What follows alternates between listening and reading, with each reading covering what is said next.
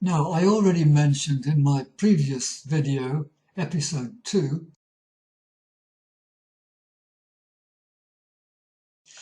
that eating a fruit dessert after your meal is a really bad idea, as fresh fruit and cooked foods are not at all compatible. And even if they were, adding fruit after a meal, you only have a third of the value, not to mention the disturbance in the gut. So why not save your fruity dessert for breakfast, which is what I've been doing for many years. Put it in an airtight container and save it for the next day. But not strawberries, because strawberries need to breathe. And if you want to wash them, only wash them just before you're about to eat. Otherwise, you'll find they've all gone mouldy by the next day.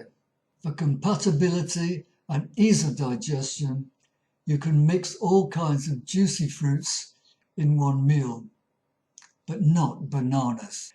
Bananas are a bad mix with juicy fruits, causing disturbance in the gut, which is why ever since a teenager I've been telling people not to put bananas in fruit punch.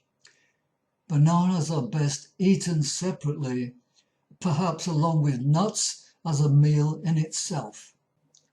And speaking of bananas, I once worked for a banana plantation company in Africa, creating designs of artwork around the life cycle of a banana plant. And I discovered that the plant had created a very strong stalk to attach it to the main plant so that wind and weather didn't knock it off. And yet we all struggle to open the banana from the tough end when nature has devised a very simple unpackaging method by the tip.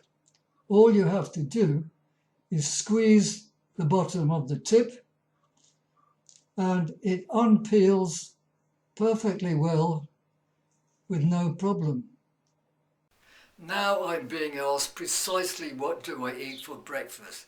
Well, I usually choose a bowl of juicy fruits whenever possible. But I usually start with about a dozen almonds, which are good against cancer, and as protein is hardest to digest, is best eaten at the start of a meal. And then I eat 2 or 3 goji berries with each nut.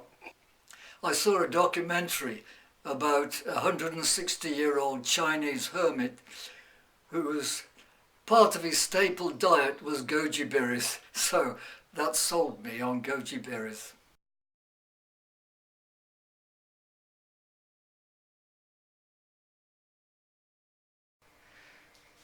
And now with a baby grinder, I add sunflower seeds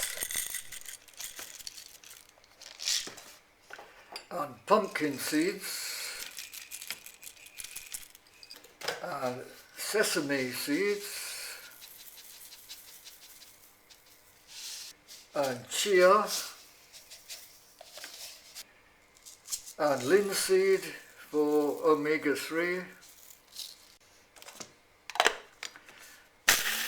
Crush them all up.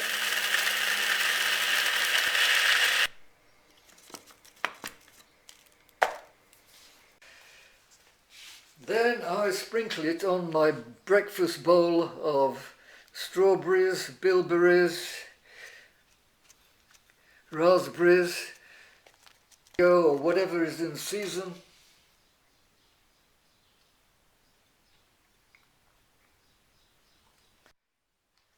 And I keep the container in the fridge to preserve it. People seem unaware of the importance of preserving the life force in the fruit and vegetables they prepare. I've often seen someone cutting an apple in half and putting it in the fridge, exposed to the air, where it starts to brown and is beginning to die right away. Or they slice a cauliflower or a cabbage right down the middle, or even a lettuce, and put it back in the fridge for another day, not realizing how quickly that causes the life force in the vegetable to ebb away.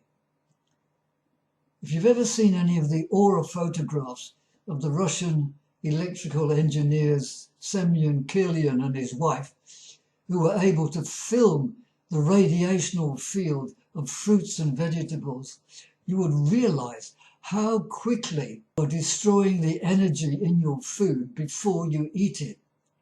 Here are some examples.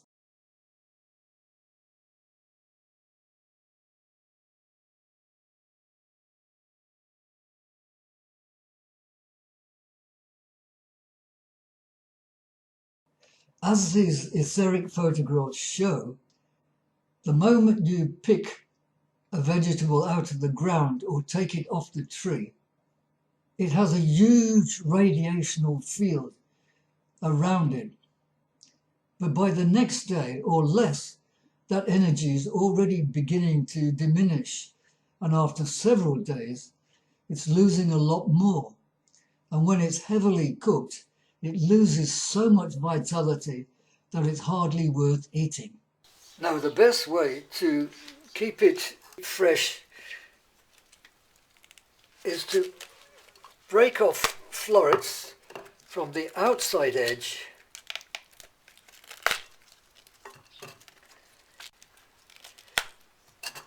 keeping the central portion intact, then putting it into a airtight container which will keep it far longer than cutting it right down the middle. I once stayed with a yoga teacher who should have known better, who was about to prepare a meal with carrots that she could bend into a horseshoe shape. I said, good God, if you can do that to a carrot, it's going to do the same to you, make you limp and lifeless.